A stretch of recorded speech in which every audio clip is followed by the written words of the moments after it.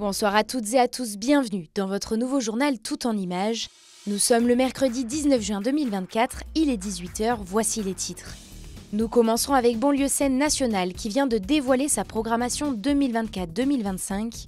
Pas de révolution pour cette nouvelle saison, mais des valeurs sûres et une réelle volonté d'ouverture. Et puis nous prendrons la direction de l'hippodrome d'Aix-les-Bains. Lui aussi a dévoilé le calendrier des courses estivales cette semaine, avec un lancement officiel de la saison le 27 juin prochain. Bertrand Salanon face à la presse ce lundi pour présenter la programmation de la saison 2024-2025. Nul doute que ce moment, le directeur de Banlieue Scène Nationale l'attendait avec une certaine impatience. Et pour sa grande première dans cet exercice, celui qui est à la tête de BSN depuis 7 mois a joué la carte de la continuité. Je suis très soucieux et très attentif à m'inscrire dans l'histoire de la maison et puis voilà, et de pouvoir aussi donner voilà, une empreinte pour demain. Voilà, je crois que ça c'est d'avoir trouvé quelque chose qui me ressemble dans cette, voilà, dans cette capacité à s'inscrire dans ce qui a précédé et dans ce qui va et voilà, ouvrir vers ce qui va advenir, quoi. Comme très souvent, il y en aura pour tous les goûts et pour tous les publics. Au total, 74 spectacles et 216 représentations sont prévues. Et une fois encore, les principales composantes de l'art vivant, telles que le théâtre, la danse ou le cirque, seront au rendez-vous. Et comme un clin d'œil, plusieurs sujets d'actualité seront évoqués dans les œuvres proposées. Elle formule une adresse particulière, je pense, à la jeunesse. Elle situe Bonlieu comme un théâtre au cœur de l'Europe, avec des invitations, voilà, d'artistes internationaux. Elle prête aussi des attentions particulières au milieu, au vivant, au milieu social, voilà, à notre environnement. Il y a aussi, je pense, quelque chose qui est émergé, qui est ce rapport à la communauté, au fait d'être ensemble, pour faire face, résister, aller à contre-courant, créer du lien. Voilà. Pour ce nouveau cru, la scène nationale annécienne a également choisi d'innover pour rendre l'accès à la culture au plus grand nombre. La proposition, c'est pour 4 €, un individuel peut donner 4 € et Bonlieu donnera 4 € supplémentaires. Et ces 4 € plus 4 € formeront un billet qu'on pourra offrir à des personnes qui ne peuvent pas se permettre de fréquenter le théâtre. Mais on ne les laissera pas à disposition du tout public, mais on va travailler avec des associations avec lesquelles on est déjà en discussion pour vraiment cibler des personnes qui en ont besoin. Le rendez-vous est d'ores et déjà fixé au 31 août prochain pour l'ouverture officielle des abonnements. Mais avant cela, un premier événement d'envergure viendra rythmer le début de l'été. Un spectacle chorégraphié par Rachid Ouramdan pour inaugurer Annecy Paysage. L'hippodrome est vide et silencieux, mais d'ici quelques jours, les sabots des chevaux vont à nouveau pouvoir fouler la piste d'Aix-les-Bains à l'occasion de la nouvelle saison hippique. Au total, 9 journées sont programmées à partir du 27 juin prochain sur les mois de juillet et août, avec pas moins d'une vingtaine de courses de plat, obstacles et trot confondus. Parmi elles, des rendez-vous incontournables comme le Grand Prix d'Aix-les-Bains, le Grand Steeple Chase. C'est un moment particulier, on n'en voit pas beaucoup des grands steeples. C'est des obstacles très différents des haies, beaucoup plus larges souvent, un peu plus hauts, avec des sauts très allongés ou des sauts un peu plus hauts, avec des bosquets plus massifs. Une course plus longue aussi, en général autour de 3 km, c'est pas mal. C'est quelque chose qui est intéressant, c'est de l'endurance et de la capacité à tenir le rythme. Autre temps fort de la saison, le Trophée Vert, une épreuve phare à l'échelle nationale en trot qui se tiendra le 28 juillet prochain. Seuls 14 hippodromes ont le droit de faire le Trophée Vert parce que leur terrain est excellent, parce que les conditions d'accueil des chevaux sont les meilleures en matière de qualité d'attention qu'on porte au bien-être équin. Donc nous remplissons ces conditions et nous sommes désignés pour faire une étape du Trophée Vert. Ce sera un beau moment avec des animations importantes tout autour, à la fois pour les enfants mais aussi pour les grands, avec des systèmes de 3D pour plonger à l'intérieur des courses. C'est quelque chose de pas mal. Fête de l'hippodrome, journée bien-être équin ou encore immersion au cœur de la filière hippique.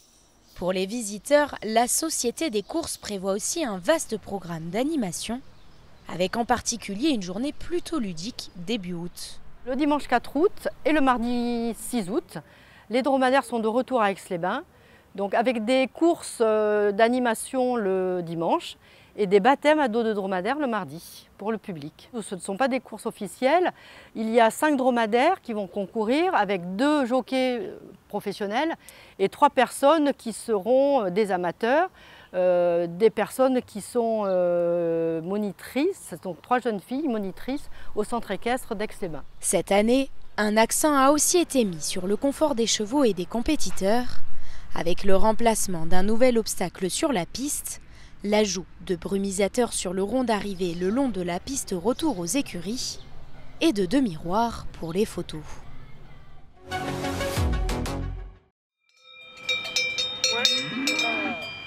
Leur tintement accompagne le retour des beaux jours. Début juin, ce troupeau de vaches tarentaises a fait ce qu'on appelle une emmontagnée. Cloche autour du cou, elles ont parcouru près de 10 km pour rejoindre leur pâturage estival situé à 1800 mètres d'altitude. Derrière ces pratiques se cachent des hommes et des femmes attachés à faire vivre ces anciennes traditions. Au Grand Bornand par exemple, Didier Perry à Monet est l'un des derniers bourreliers de la région. Dans son petit atelier, il façonne les colliers en cuir des cloches des vaches. Et voilà. Le bourrelier, le couturier de la vache. Hop, j'aime bien dire ça. Je suis dans le prêt-à-porter. De la couture au cloutage, en passant parfois par la peinture, le métier d'artisan bourrelier est très diversifié. Là, je suis en train de coudre une cloche, là. Hop, alors vous allez me dire, c'est du coup avec quoi, Didier? Eh bien, c'est très simple, c'est du cuir. C'est du cuir, c'est de la lanière parcheminée. Hop, lanière parcheminée, c'est soit de la peau de porc, soit de la peau de veau morné. Alors, je te montre la tête de la vache, ça te va là? Didier travaille avec des centaines d'éleveurs, principalement locaux. Au col des Aravis, Pierre Angelot est l'un de ses plus fidèles clients.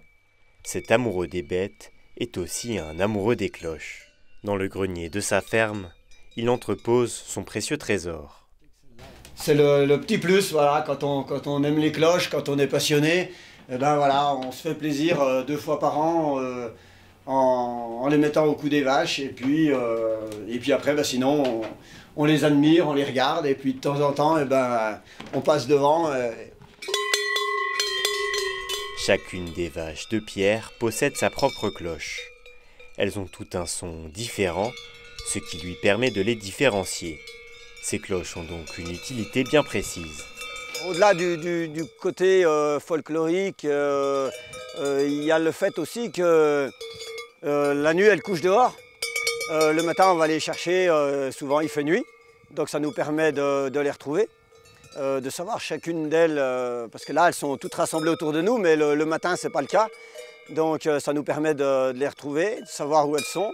Également en cas de brouillard, quand le brouillard est en montagne, il est très épais et on ne sait pas forcément où elles sont.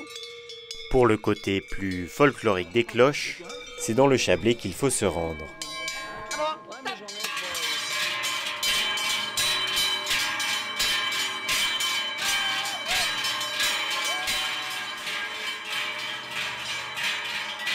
Plusieurs fois dans l'année, l'association franco-suisse des Carlines des Portes du Soleil déambule dans les villages montagnards. Cloche en main, les nombreux sonneurs imitent la transhumance d'un troupeau de vaches. Et évidemment, ça fait du bruit. Il y en a beaucoup, quand on défile, qui se bouchent un peu les oreilles. Parce qu'ils viennent nous voir, ils disent mais nous on a l'habitude, ça ne nous dérange pas. C'est vrai que ça fait du bruit, mais c'est les cloches. On est là pour faire du bruit, pour réveiller les gens.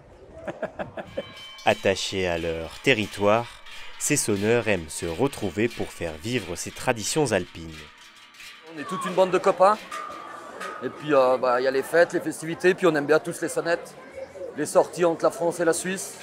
C'est une ambiance qui se met dans les rues, plus c'est fermé, plus ça résonne, donc c'est un son meilleur qu'en plein air en fait. Entre tradition, folklore et réel outil de travail, la cloche de vache semble avoir trouvé une place de choix dans les montagnes des Pays de Savoie. C'est la fin de ce journal. Merci à vous d'avoir suivi l'information sur notre chaîne et merci à toute l'équipe pour son travail. Dans quelques instants, c'est le bulletin météo du jour de Thierry Paulme. Et quant au retour de l'actualité, c'est demain à 18 h avec un autre journal tout en images. En attendant, je vous souhaite à toutes et à tous une très belle soirée sur 8 Mont Blanc.